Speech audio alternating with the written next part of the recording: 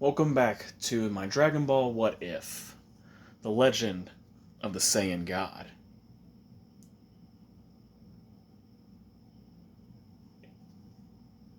Let's begin. With this little baby now being under the care of Bulma in the future timeline, Trunks now has a little brother. The question was brought up for training,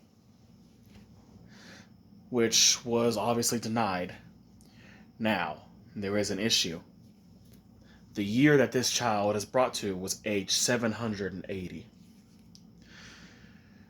Even though the family is able to have a few good times here or there with this new child here, things are only going to get worse in this timeline. Of course, we all know this is when Gohan dies. Trunks, of course, noticing his mentor's ki drop, awakes from his, when he was knocked out, and he sees future Gohan's body lifeless on the ground, and that's what sparks him turning into a Super Saiyan. So of course, the 4 years will go by for the time machine being built and Trunks wanting to help. And these 4 years, this little baby, of course, is aged by 4 years.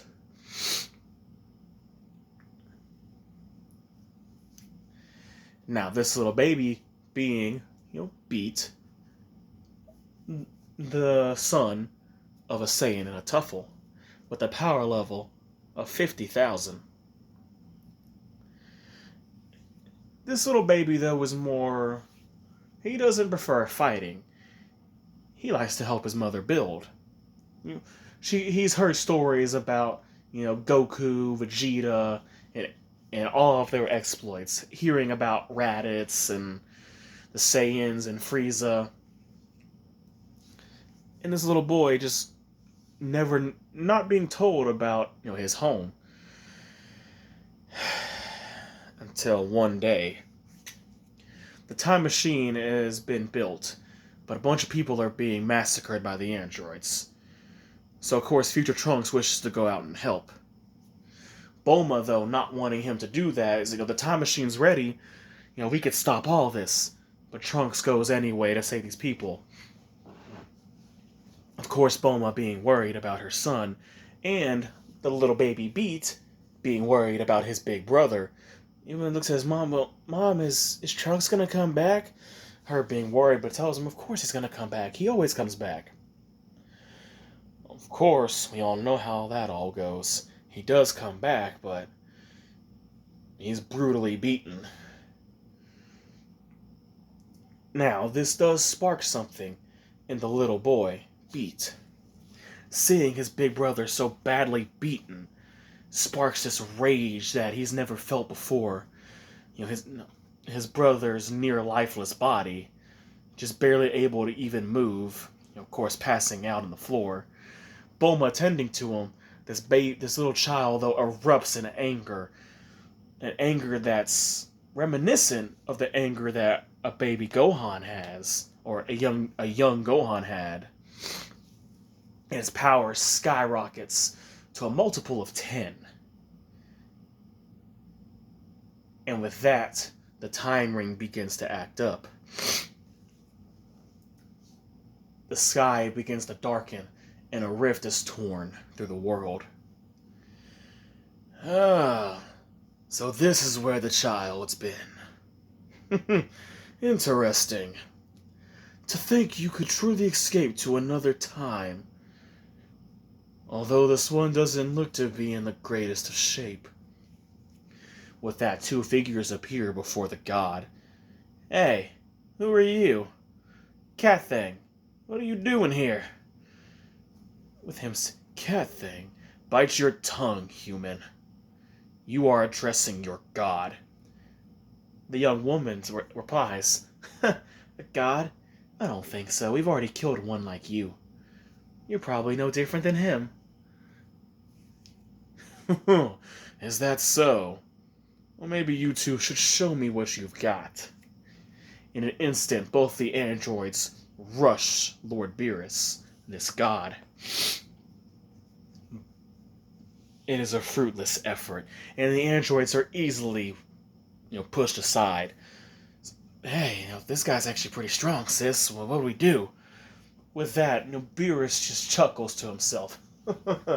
Say, you two are a lot stronger than a lot of the other beings I've killed. Maybe you could be of some use to me. You wouldn't happen to know where a Sayain might be, would you? A Sayain? Yeah, we just got done beating the hell out of one earlier. Why do you ask? You're not planning on killing him, are you? We're the ones who plan on doing that, but he's our plaything at the moment. So you wish to disobey your god? What is your name? It's like, my name? I guess I go, the good doctor, he called me 17. Oh, then 17. Maybe you should meet the good doctor, whoever that may be. Hakai. And 17 is instantly wiped off the face of the earth. 18 is horrified. What did you just do to my brother? You bastard, I'll make you pay. Beerus though. You stupid girl. Hakai. Now, where is that? Oh, I sense something. A power. There's not much there, but it's a lot higher than most Saiyans ever had. Let me pay him a visit. With that, Beerus makes his way towards Capsule Corp. Trunks, battered and tired as he is, decides, though, Mom, it's time for me to go back in time. I've got to do this. Bulma telling him, though, Trunks, you're too tired. We can wait. Let's wait another day. And Beat, with Beat, finally calming down, he pretty much, for the most part, I guess you would say he used the Ikari form, just due to his rage, but he was able to be calmed down by his mother. But all good things come to an end. With that, though, Beat even makes a comment. Well, Mom, maybe I could go back and give Mr. Goku the medicine. You think that would be okay? And she tells him, you're too young for that, Beat. Just stay here for now. Once Trunks gets better, then everything, we'll take the time machine and go. Maybe we could all go together. A time machine. To think, you mortals, you're always coming up with something that irritates me. Now aren't you? With that, Bulma and Trunks look and they see this purple cat-like figure. Who are you? It's like, I am your god, boy. My name is of no concern to you. All you need to know is I want him. It's like, Beat? And Bulma, protesting. Why do you want my son? Don't play dumb, woman. You know that boy is not of this world. He's from a different timeline entirely. Beat now just, wait, what? Mom, what's he talking about? He's like, oh, you haven't told the boy. Yes, brat. You're from a completely different timeline. A world that I took much pleasure in eradicating. That's where, and then all of them kind of are shocked. It's like, you're the one who did it? You're the one that woman talked about, Lord Beerus. Like, oh, so you know my name. Well then, if you know this much, then you must know I'm here for the boy. After I get rid of him, I will leave you to live your happy lives. As happy as it can be in this destroyed world. As a matter of fact, it's probably far worse than I could ever do to it. But I would gladly redact that statement, if you wish to not comply.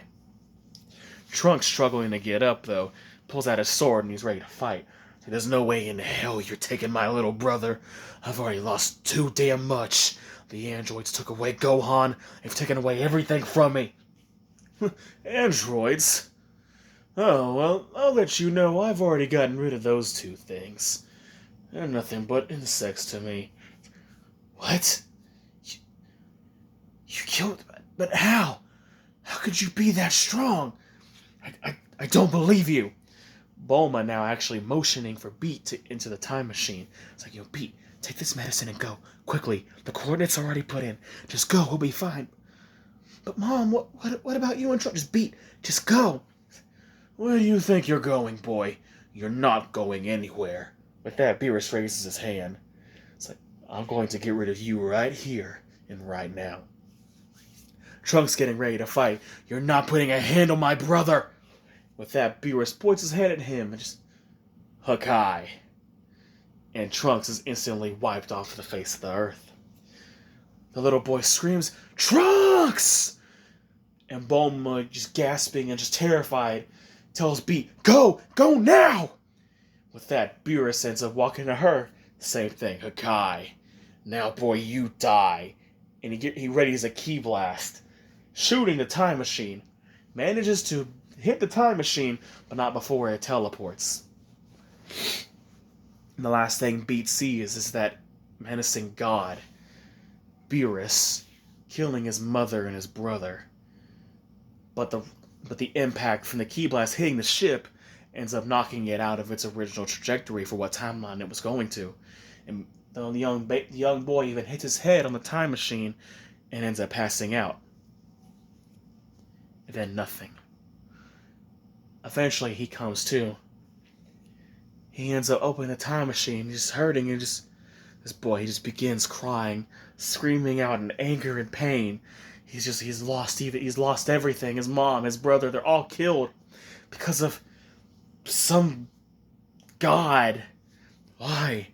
Why would a god do this? Why would you take away everything from me?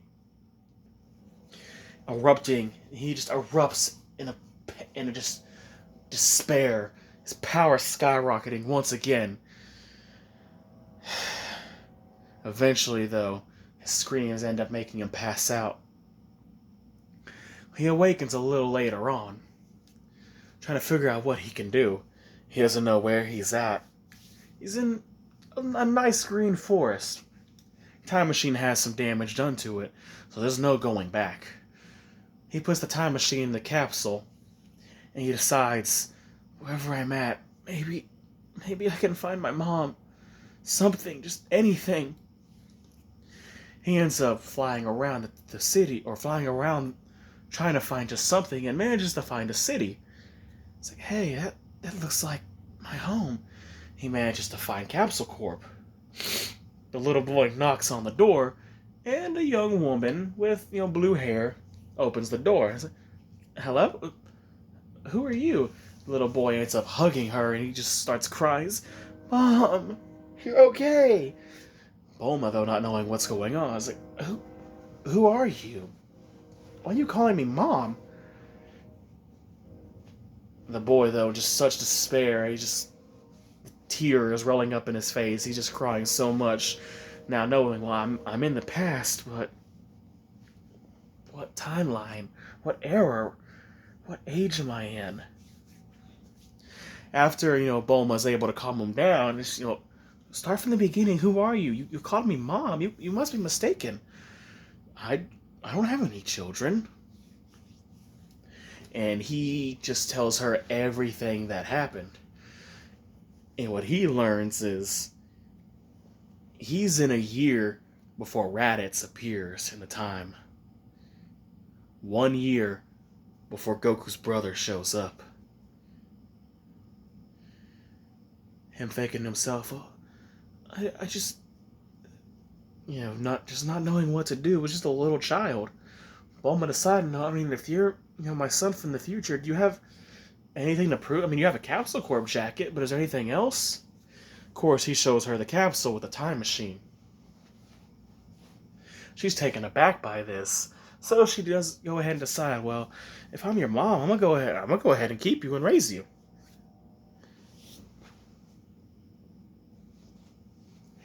And that's where this chapter ends. Thank you for watching. Catch you later.